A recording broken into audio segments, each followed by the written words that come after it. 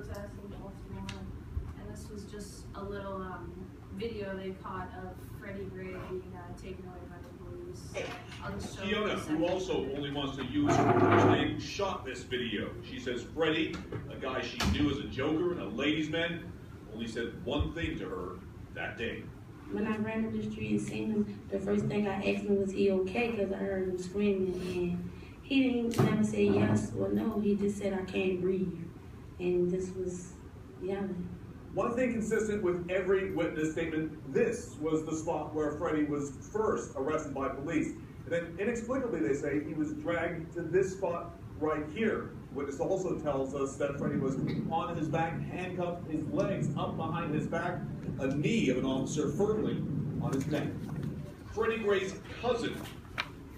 Okay, so there's a bunch of videos online that you guys can kind of find actually. You know, pretty much everyone's got smartphones these days, so all the shootings that we've seen in the news recently are pretty much all online. But, okay, let's get started.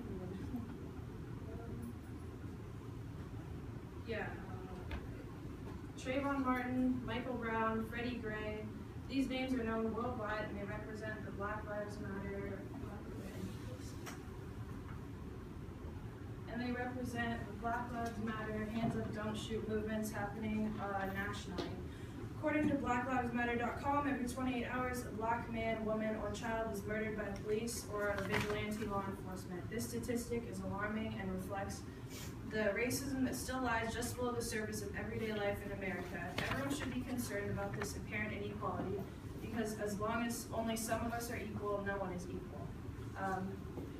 As a biracial American citizen, I believe that everyone's life has equal value in the eyes of the law, and that everyone should be held accountable for their actions in the eyes of the law, no matter what their skin tone may be. I have been a Black Lives Matter and Hands Up, Don't Shoot supporter for the last 2 years because I believe in racial equality in the justice system.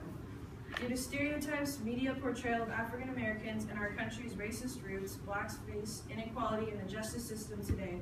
As a result, they make up about 60% of our prisons, even though they only account for about 30% of the country's population. Countless African Americans have suffered and died being targets of police brutality.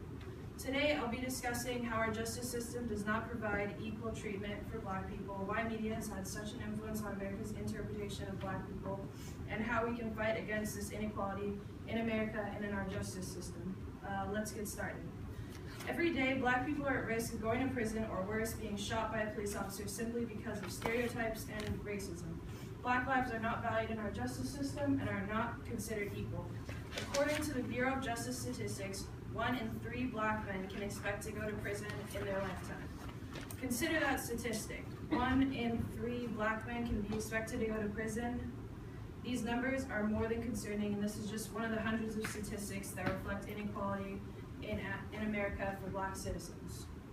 Media portrayal of blacks contributes to the problem of stereotyping, racism, and racial profiling.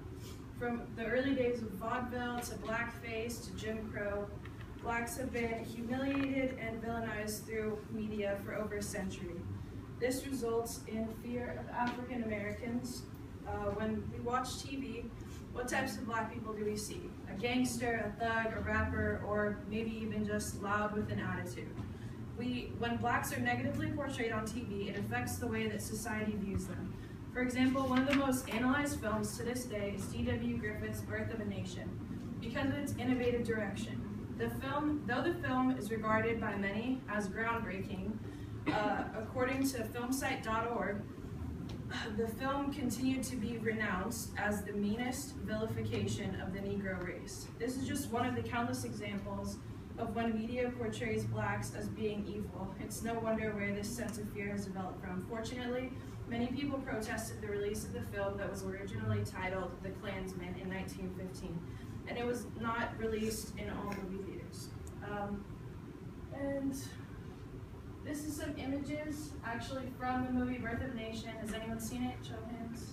Okay, well, if you guys ever take a film class, you'll probably end up seeing it at one point or another in your life. So there's just some images you can see, and then images of how blacks are portrayed in media, and there's like blackface. That's another classic thing there.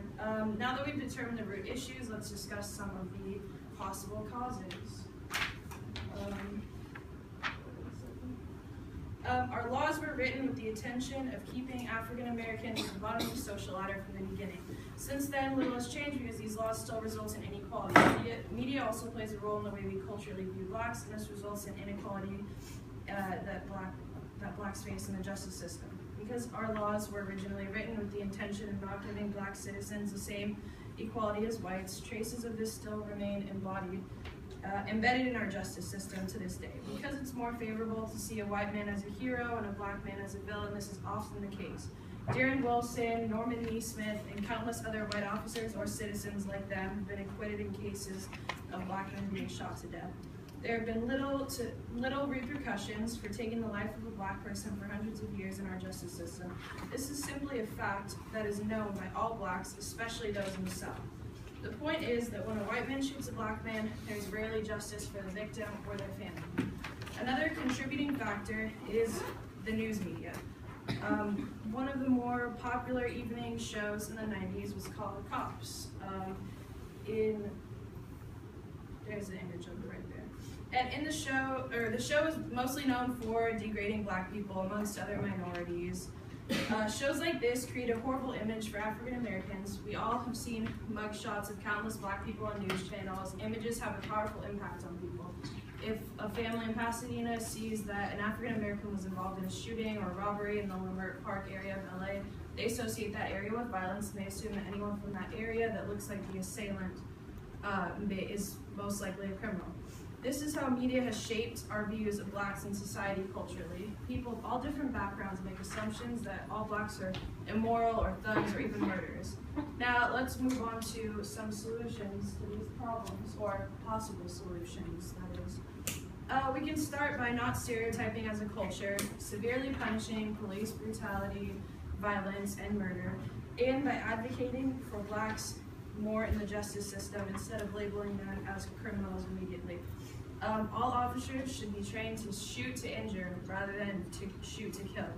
I personally don't think an officer should have the right to shoot to kill under any circumstance unless innocent bystanders are at risk. Police training needs to change along with the police culture. Police are disliked and disrespected in our society among African Americans especially. When most people see a police officer or a police car, we're not filled with a feeling of security or safety. We feel scared and even threatened sometimes. This is not specific to just African Americans. Police should also be required to wear a video camera with audio recording so that there's never a question of what occurred at a shooting. Media has poorly portrayed blacks for numerous decades, with our country's history of racism and the media contributing to this poor image of black people. It is no mystery why people have preconceived notions of how black people are. Maybe Darren Wilson and George Zimmerman were racist, maybe they weren't. The point is that they felt their lives were threatened by young black men and felt the need to fire several rounds at them. Did media shape their image of blacks and make them feel that their lives were in danger? Were their lives truly in danger? The scary image that we have created over the years needs to be dismantled. We need to start portraying African Americans as successful, literate, moral American citizens. We have created a culture of fearing blacks and it needs to come to an end before we have another Mike Brown case. Let's wrap things up. Equality is not just for a select few, it's for everyone. Due to stereotypes and media portrayal of blacks on television and our country's racist roots, blacks face inequality in our justice system today. As a result, countless African Americans have suffered and even died in cases of police brutality. Our justice system does not provide equal treatment for black people. Media has had an influence on America's interpretation of black people. We need to fight against the injustice and treat black lives with as much value as we treat white lives with. I hope you all have a better understanding of why the Black Lives Matter and the Hands Up Don't Shoot movement are so important. It's time for a change in our justice system because equality is for everyone, not just a select few. Thank you. This is the final image. I don't know if anybody is a fan of Dexter, but I thought that was funny.